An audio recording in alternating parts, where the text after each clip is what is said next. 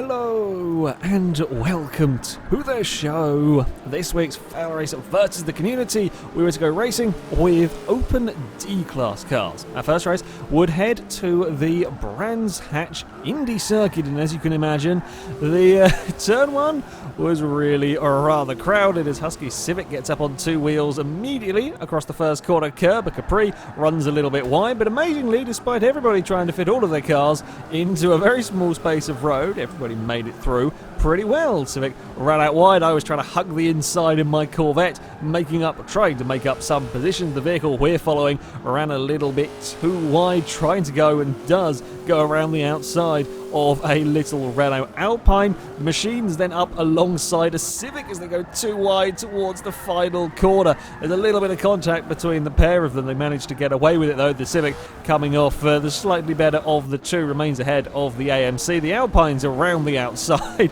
The AMC is now under attack from two Corvettes, a Civic. There's another car in there as well. It was an absolutely bonkers opening lap. The straight line speed of this car though was more than enough to see it clear that little group. The Corvette runs a little too deep, gives a slight tag, causes the Corvette far more trouble than it does to the AMC. I'm there getting involved. It's 2 and 3 wide as a Nissan's across the grass up ahead. It's absolute chaos as we round this second turn once more. The AMC gets hung out a little bit wide. There's a bit of Husky ping pong going on between the two Corvettes. I come off the worst of that one, ending up out wide. The AMC then gets past the Alpine, but equally gets overtaken by the Corvette. The Civic is trying to find a way past. I think there's an Alpha 75 up ahead.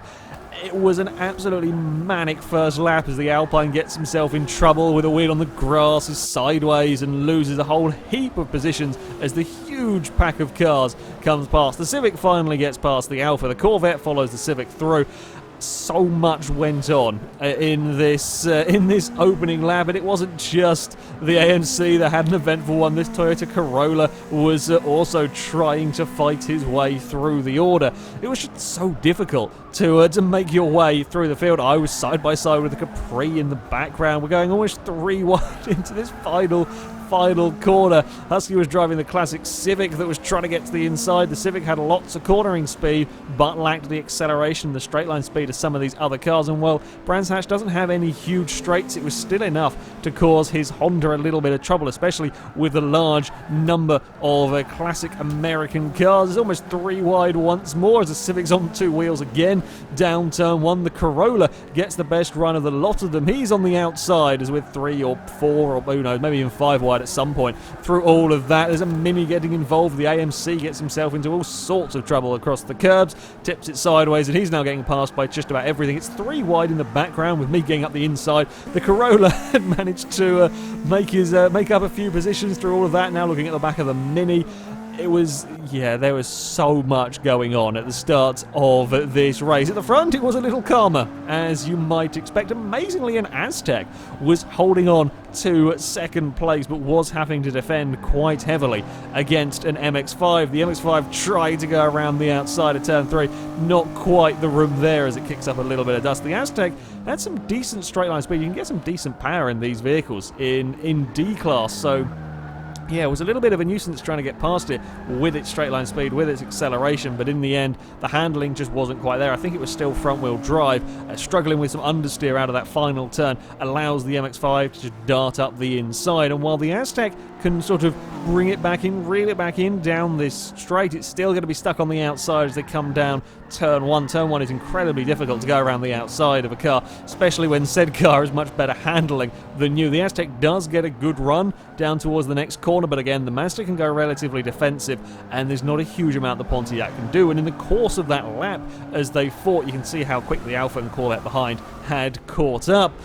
Further back, and it was still absolutely chaos. Normally we see, you have a busy first lap, maybe a busy second lap, and then everything spreads out. That wasn't the case at all here. Throughout the race, from kind of 6th place back, it was absolutely incredible groups of cars. This Chevelle was trying to fend off a Jaguar E-Type. There's a Javelin involved. There is a Fair Lady Z. Just everything was around this sort of area. The Jag spots an opportunity to try and get alongside the Chevelle. The problem was, while the Jag and the Javelin were better through the corners, the Corolla, the Fair Lady Z were all better through the corners. They couldn't quite match the Chevelle for straight line speed, for acceleration, and they were struggling to find a way past. And the Jag trying to get past the Chevelle slowed both of them down. Now the Javelin could get past the Jag. The Javelin's having a look up the inside. The Corolla's caught them up in about 3 corners. And there's another 3 cars waiting to join this train as we round the final turn. The E-Type's up the inside. The Corolla's trying to come with them as the Javelin gets hung out to dry and passed by just about everything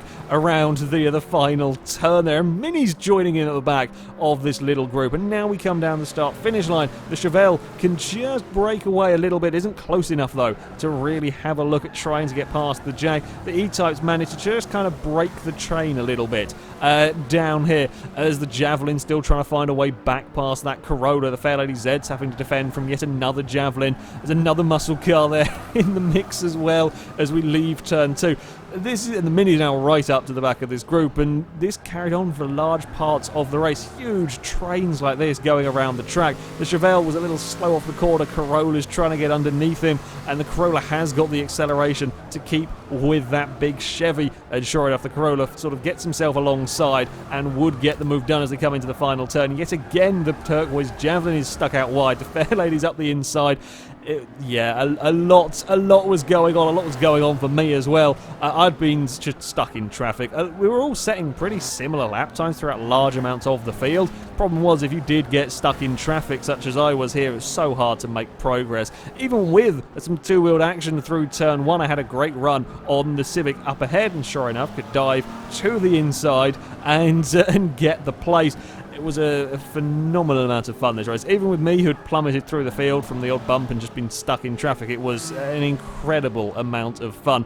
At the front, and things really closed up as we came on to the final lap. Fair Lady Z was leading the way from an MX-5 and another one of the Corvettes. Both the MX-5 and Corvette a long way on 2 wheels, pushing it incredibly hard down through that turn 1. The MX-5 was looking but just couldn't find a way past the Fair Lady Z at turn 2. Again, down towards the next corner here, you can have a go at the inside, but you've got to be a lot closer than the Mazda was. The Corvette out wide. The Fair Lady Z, one of the better cars through the corners here, could carry more corner speed from the 2 vehicles behind, losing a little bit in straight line speed, but around this as we come up towards the final corner, the MX-5 gives him a bit of a hurry up bump, but still can't find a way past, and the Fair Lady Z defended very, very well on this final lap. The MX-5 has to worry about the Corvette as well as they come racing down towards the line. It's a drag race to the finish. It's incredibly close, but the Fair Lady Z would take victory from the MX-5 in second, Corvette in third.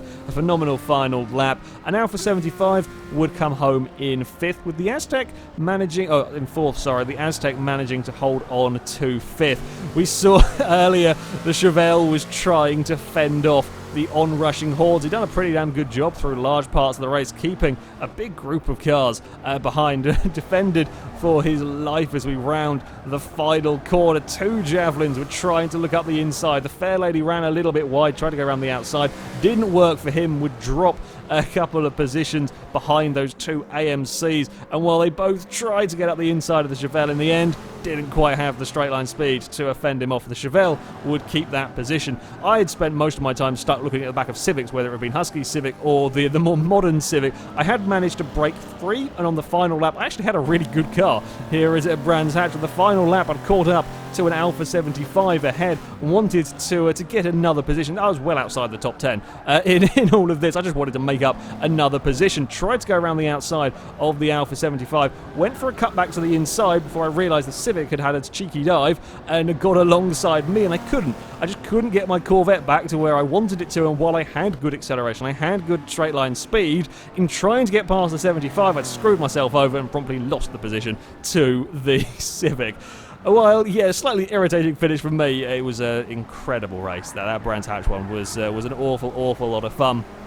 Round number 2 we would go to the Lime Rock circuit. My Corvette has a terrible launch. I had to run the standard gearbox to keep the PI down. So yeah, you did see me plummet through the field. Husky Civic had a relatively decent grid spot, and he got off to a pretty good start, fending off a Jaguar E-Type by holding it around the outside of turn 1 is certainly a good way to start the race. Again, we saw a relatively bunched up field on this opening lap. Lots of cars going too wide through those opening corners. Unfortunately, it was a Subaru Legacy. Got turned into a tyre bundle up ahead of Husky. There was a Civic trying to find a way past an MX-5. We get a very, very close-up look of the car ahead as Husky ducks out of the slipstream at the last possible second to go around the outside of the Honda. It's a good place to get overtakes if you can time it right, coming up that hill, if you can get a really, really good run, and if you can get it done before the next corner. That's always ideal as Husky gives chase to the car ahead.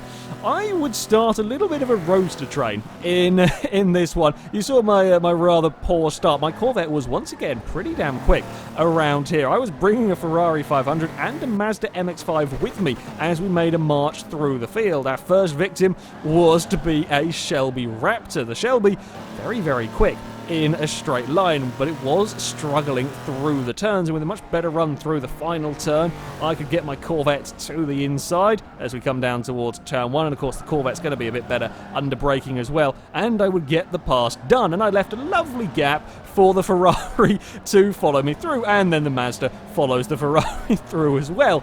It was quite convenient, really. If one of us made the car sort of up ahead move over slightly as we went for a dive up the inside, especially if that car was struggling a little bit with turning, we could kind of all follow through and keep making our way up through the field. The Volvo was the next to come up against the Roadster train. Again, coming down towards that first corner, very similar scenario to last time with the Raptor, me managing to get my car up the inside. Unfortunately, the Ferrari overdrove the corner ever so slightly, sort of followed us as we managed to outbrake ourselves a little bit. So the Ferrari couldn't quite follow through on the inside and is now stuck behind the Volvo. And in races like this, especially when the cars are all pretty evenly matched, it really does help if you can get past cars quickly. The MX-5 spots his opportunity perfectly as the Volvo's busy tangling with the Ferrari, and it helped out the MX-5 lovely through there. Unfortunately, said MX-5 didn't get a particularly good run down the back straight. Volvo manages to out-accelerate him and would get back ahead of those pair. It was again another frantic race, this one, and while we often see the opening laps with these big groups of cars, this, it carried on throughout large parts of the race. The Ferrari dropped back a little bit from the Roadster train. We soon made a different train of cars as me and the white and orange MX-5 continued to climb our way through the order, this time coming up against a Civic and another one, the very modern MX-5. I think it's pretty much standard. There's very little PI to play with those modern MX-5s. So the car that we're following at the moment is trying to get past the Civic. He gets alongside around the outside, but even if he can keep his car there, and this next turn is a really nasty one to try and go around the outside. Nevertheless, he gives it a go. The Civic gives him space, which is always helpful, around that part of the track, and still they remain side by side. But you can see the amount of time that has cost them just through those couple of corners, how much time it cost them to the group ahead, and I was loving this. I was managing to escape away ahead of them. In the end, the Civic tried to fend him off, perhaps gave him a little too much room, ran across the grass, slowed the Civic down a little bit, and he would drop back. The Raptor would continue to struggle a little bit around this circuit. A lot of the fast corners and so on were causing some issues for the giant Shelby. Perhaps not too surprising. Couldn't quite keep up with the pace of some of the other vehicles. He was now coming under threat from a Toyota Corolla. The size difference is incredible between these vehicles. The Corolla was going to give it a go around the outside. It is a long way around the outside. You don't see very many overtakes around there, but the Toyota managed to make it stick. And again, you can see the group ahead, another of these really large trains of cars that were racing against each other. The Ford was having a little bit look as the Honda manages to put itself in a wall, so they couldn't do anything through the next turn. And RX-7 Buzzbox was climbing through the order after I think he got turned around at some point, and he had a very, very quick car trying to make it through the pack. He was up against an MX-5 ahead, and our Roadster train, with the exception of this RX-7 getting away, the Ferrari would kind of just about regain himself himself onto the back of the road to train. We made pretty good progress from a relatively poor start. RX-7 tried to get the MX-5 up ahead, couldn't go around the outside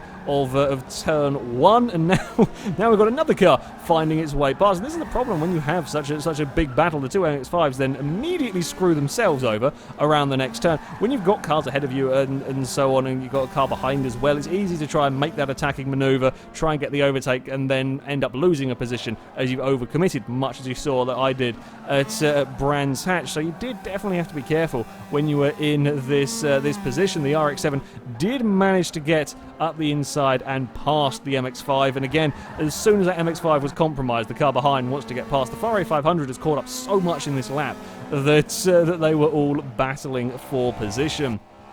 At the front, much easier race for the Volkswagen Beetle.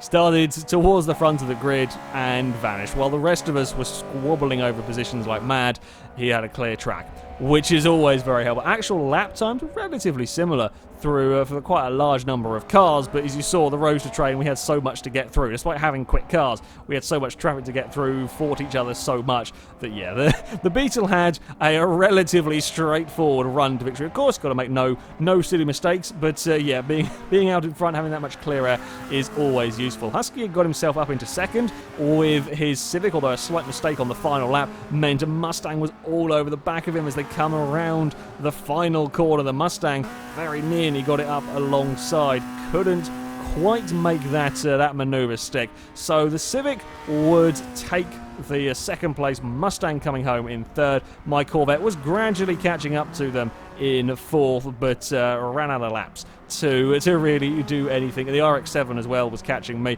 So there were quite a few quick cars. We were just kind of bundled down in the field. Again, another really rather entertaining race though. Our final round would go to the Road Atlanta Club Circuit. This Fair Lady's Head that we're following got an absolutely monster start as it breezed past a huge number of cars on the run down towards turn 1. Is stuck a little bit on a tight line through this turn, loses a couple of those position gains. Still a monstrous start from this car. Again, gets a good run up the hill, would repass the Firebird, is on the inside, didn't quite fancy having a big dive. It's not really worth having a big dive this early in the race at the top of the hill. Very easy to have a big accident, and the Fair Lady's Head is so quick it can get past the Alpha on the run down the next corner. Further back there is again lots of cars squabbling for position, going 2 and 3 wide on this opening lap as we round. This is a really nasty corner, this one, especially in some of these cars. I was finding with mine, it's so almost flat out, but not quite. If you try and push it a little too hard, very easy to just end up understeering off the track. Again, we were seeing these big groups of cars battling over whatever position they were in. This Opel Kadett was very fast, trying to make his way through the order, gets to the inside of a Sierra around the final turn. They get ever so slightly connected. They manage to break apart though on the run down towards turn 1. It's 3 wide almost in towards the first corner as again Husky Civic was struggling a little bit for straight line speed and promptly runs a little bit too wide, as does the Sierra in the background. That puts the Opel to the front of this little group, was bringing a little Fiat with him as well. Yeah, there was a lot of close opening lap action, a lot of very large groups of cars with this. It was remarkably balanced as well. The vehicles, we weren't seeing a very large spread between the fastest laps of cars, so we were getting these fantastic races. This Firebird was in a little bit of trouble. He was struggling a tad for speed, had decent corner grip, but was really struggling with the straight line speed, was coming under threat from, well, just about everything to this stage of the race. The Fiat managed to find a way past Husky. Very sideways Honda got up the inside as well. There comes a Dodge Charger with an awful lot of straight line speed going past down towards turn 1. The Sierra wants to have a bit of that action as well. He too gets past, although none of them are quite as quick through the corners as the Firebird that was trying to fight back. A little bit boxed in. I'm now coming to join in the fun as well. I'm bringing Eagle Talon with me as we crest the top of the hill. The Firebird though quick across that section, seeing if he can get any positions off the cars ahead, but is a little bit too far back. Sierra's having a look at the Charger. The Eagle Talon behind me is now under threat from an Acura, and I think there's a Subaru in there as well, as we're all running too wide through this next corner. The Eagle having a look at the inside of my Corvette. The Eagle was struggling for straight line speed though, means I could fend him off on the run down towards the next corner, as was the Pontiac, so the Pontiac would drop back past my Corvette. The Integra has come from miles back with a great run up the inside, get past all three of us down there. Great manoeuvre from him, and still the Firebird was under threat. And as soon as one car goes past, it's just this chain reaction of you're out of position, so another car goes past, you're still out of position, another car goes past, and yeah, not a particularly fun place to find yourself. At the front, we had a FairLady Z that was leading the way, but he was being caught quite quickly by the Opel Kadett. This thing was really very, very fast as they crest the hill. The Kadett finds some space. There was just about room for an Opel alongside. Carries a lot of speed coming down this section, manages to get his car. It's not very often you see an overtake down the S's in that manner, and normally be a dive up the inside into this turn, but the Opel had just so much speed running down there, he could get the pass done before they ever get to the next corner. As you can see, at the front things were a little bit more spread out, and this race did get a bit more spread out than we had seen from previous ones. While certainly to start with, there was quite a lot of very large groups close together, it did spread out a little bit more. The Integra was a little bit unfortunate with a couple of bumps in some places. Would drop back and have to fight his way back through the field. Would get past this Subaru. The Subaru spent a race-long time battling with the Eagle. The Firebird was just behind them, but was lacking that little bit of straight line speed. The Eagle tried to get up the inside of the Subaru, but couldn't quite make it stick around that very, very fast final corner. And as the race draw to a close, at the front it was the Opel Kadett that would go on to take victory, or at a relatively large gap back to the vehicles behind him as well. Yeah, the Kadett was a really rather fast car around here. Road Atlanta had been a slightly calmer race. It was still a pretty damn good race, this one, just not quite as crazy as Lime Rock and Brands Hatch had been. As I said, you know, the final few laps, the field was quite a bit more spread out than it had been in the previous one. The closest cars on track were second and third. The two FairLady Zs were going at it right to the very end, but the third place car just couldn't quite find a way to get past. He had great straight line speed, couldn't quite use it though on this final lap to really affect a pass anywhere around the course. As they round the final turn, he gets a big slide and would drop back a tiny bit. So that's your podium for round 3. Yeah, there was a lot of stuff going on in these races. It was an awful lot of fun. I think some of the most fun races we've had for quite some time. Absolutely crazy groups of cars in Brands Hatch fighting for position, and a similar story at Lime Rock. Road Atlanta wasn't bad, if a little bit more spread out. So yeah, was lots of fun racing these D-class vehicles, and this is why I love racing the lower classes, because you just get so much more crazy action. Anyway, that is it for this week's Versus the Community. The next one shall be held on Thursday, the 25th of February. We are going to be racing B-class cars with 6-cylinder engines that can be inline 6s, flat 6s, or V6s. If you would like to sign up and take part for that, you can via our forums. There will be a link in the description. Find the FailRace Versus the Community section, and you can sign up in there.